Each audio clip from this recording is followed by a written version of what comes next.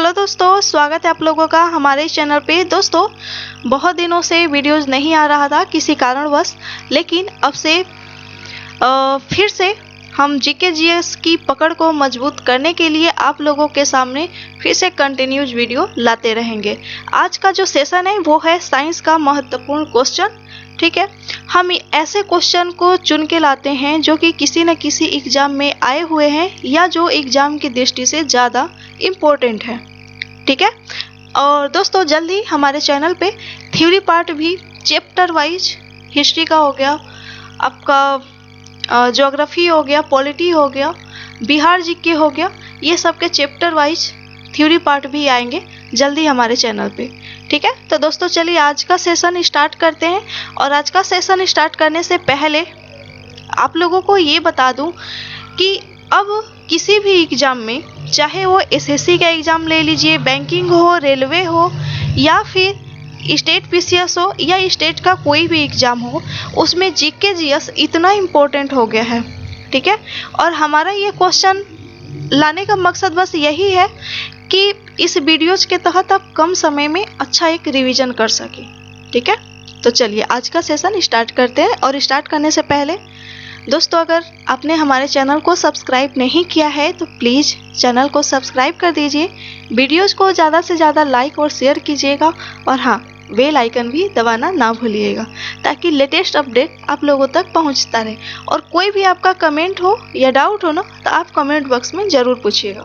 तो चलिए बढ़ते हैं आज के क्वेश्चन की तरफ। आज का क्वेश्चन है कि निम्नलिखित में से किसे वर्गीकी का पितामह कहा जाता है, यानी फादर ऑफ टैक्सोनॉमी।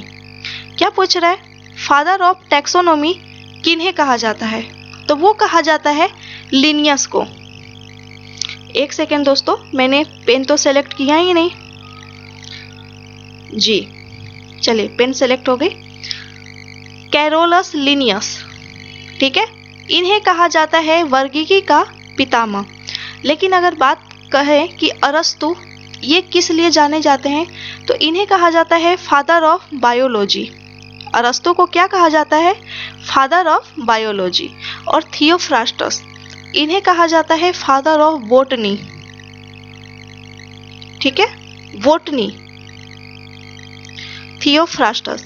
और रॉबर्ट कोच, जिन्होंने ये बैक्टीरियोलॉजी, जीवाणु विज्ञान की खोज का जनक कहा जाता है रॉबर्ट कोच को। चलिए देखते हैं अगला क्वेश्चन। अगला क्वेश्चन है आपका, जीवाणु की खोज किसने की? पूछ रहा है कि जीवाणु की खोज किसने की, तो ये किया गया था लीवन हॉक के द्वारा।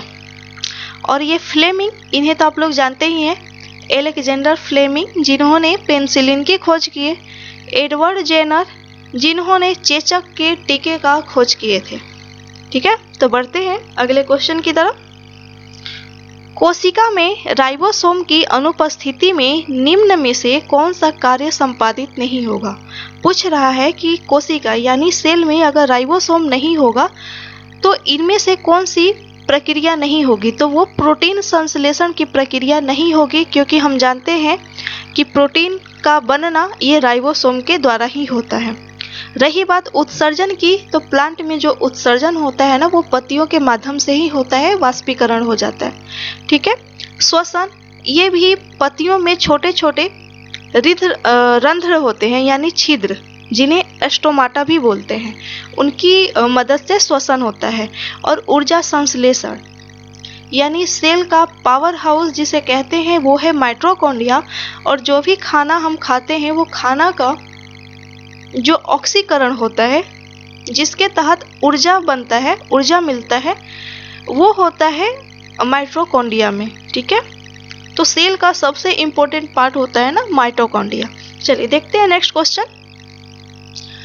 कोशिका को निश्चित रूप प्रदान करती है, यहाँ पे कौन रहना चाहिए? ठीक है, कि कोशिका को कौन निश्चित रूप प्रदान करती है? ठीक है, तो ये किया जाता है कोशिका भित्ति के द्वारा, जो कि प्लांट में। तो प्लांट में जो कोशिका भित्ति होता है ना, बाहर का जो आवरण होता है, जो थोड़ा ठोस रहता है, उसे ही कोशिका भित्ति कहते हैं। और ये सेलुलोज का बना होता है। ठीक है, चलिए देखते हैं नेक्स्ट क्वेश्चन। कौन सा कोशिकांग केवल पादप कोशिकाओं में पाया जाता है? क्या पूछ रहा है, इनमें से कौन सा पार्ट है जो सिर्फ प्लांट्स में पाए जाते हैं? तो दोस्तों, लवक यानी रंग, जैसे क्लोरोफिल जो प्लांट में पाया जाता है, जिसकी मदद से लीफ हरे रंग की होती है, ठीक है, और जांथोफिल ये सब भी हैं जिनकी वजह से थोड़ा पीलापन आ जाता है। तो ये जो लवक है, कोशिका भित्ति है और स्टोमाटा, जो कि अभी मैंने कुछ देर पहले ही एक्सप्लेन किया, ये तीनों जो है ना, ये प्लांट में पाए जाते हैं। तो क्या हो जाएगा ऑप्शन, उपर्युक्त तीनों। बढ़ते हैं नेक्स्ट क्वेश्चन की तरफ। पारिस्थितिकी शब्द को सर्वप्रथम प्रतिपादित करने का श्रेय किसको जाता है? तो पारिस्थितिकी शब्द जिनके द्वारा दिया गया था उनका नाम है रिटर। दोस्तों, ऐसे सब क्वेश्चन है एग्जाम में बहुत पूछे जा रहे हैं आजकल वैज्ञानिक से संबंधित, ठीक है, तो इन्हें थोड़ा ध्यान दीजिएगा। बढ़ते हैं अगले क्वेश्चन की तरफ। मोटर कार से उत्पन्न प्रदूषक जो मानसिक रोग पैदा करता है वो है पीबी, और पीबी किसका सिंबल है? सीसा यानी लेड का, ठीक है, और Hg जो कि है पारा का, CO2 कार्बन डाइऑक्साइड और NO2 नाइट्रिक ऑक्साइड। बढ़ते हैं अगले क्वेश्चन की तरफ। निम्न में से कौन सा वायु प्रदूषक मनुष्य में रक्तदाब को बढ़ा देता है और दिल संबंधी रोग पैदा करता है? तो ये होता है कैडमियम, ठीक है, कैडमियम। बढ़ते हैं अपने अगले क्वेश्चन की तरफ। शरीर की सर्वाधिक प्रबल अस्थि होती है। हमारे शरीर में ना सबसे जो मजबूत हड्डी होती है वो कौन से भाग की होती है? वो होता है ना जबड़ा। जबड़ा की जो हड्डी होती है वो बहुत ही मजबूत होती है। और शरीर की सबसे लंबी हड्डी जिसका नाम है फीमर, जो पाई जाती है जांग में, और सबसे छोटी हड्डी कान में पाई जाती है जिसका नाम है स्टेपिज। चलिए बढ़ते हैं अगले क्वेश्चन की तरफ। वृद्धावस्था में मनुष्य की हड्डियां क्यों कमजोर हो जाती हैं?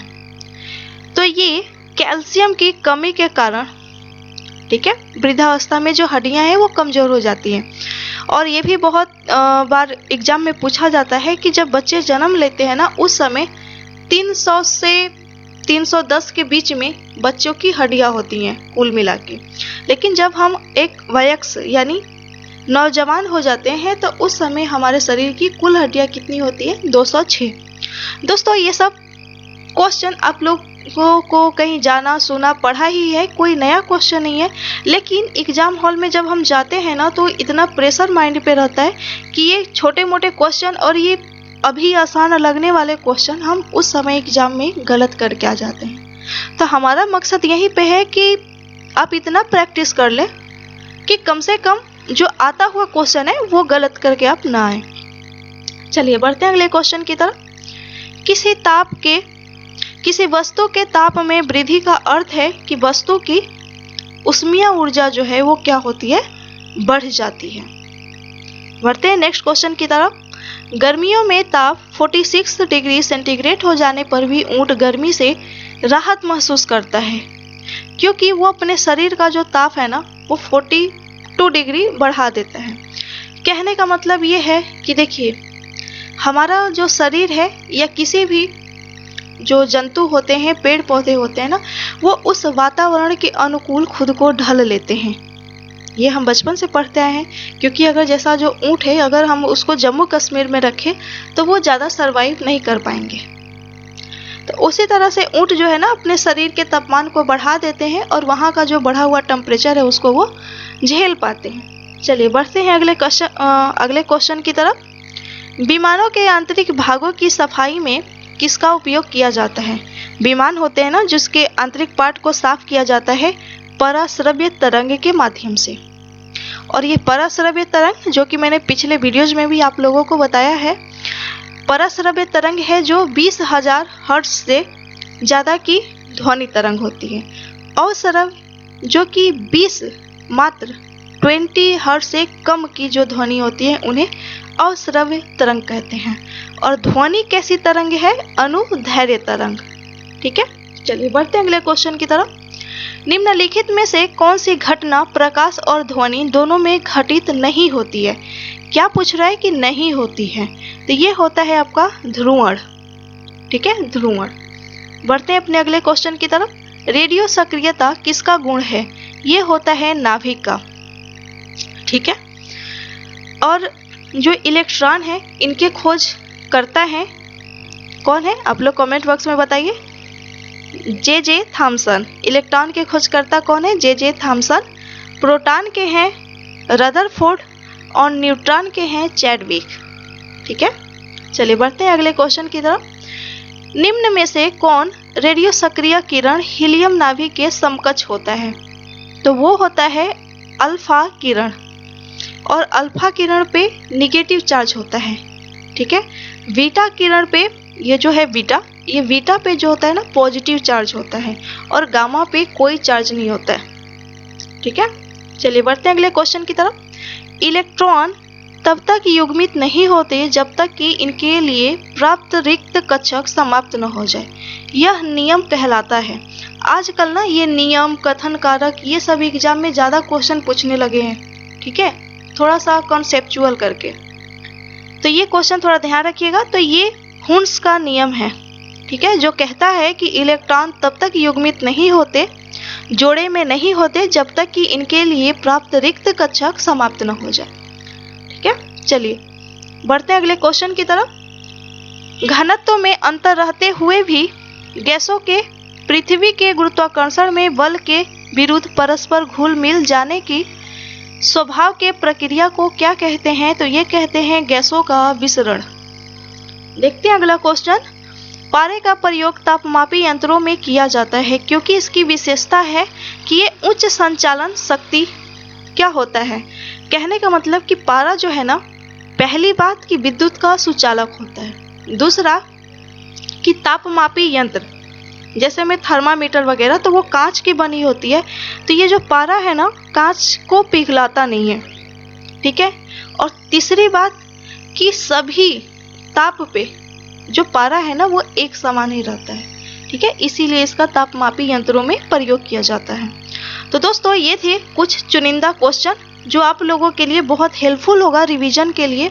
अभी एसएससी सीजीएल का भी एग्जाम आ रहा है, तो आप लोग मात्र 10-12 मिनट इसको देख लेंगे तो आप लोगों का एक बेस मजबूत हो जाएगा। और इसके अलावा भी हमारे चैनल पे हिस्ट्री के, ज्योग्राफी के,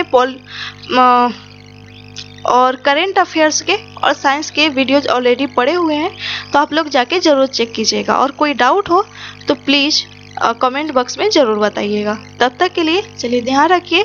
धन्यवाद।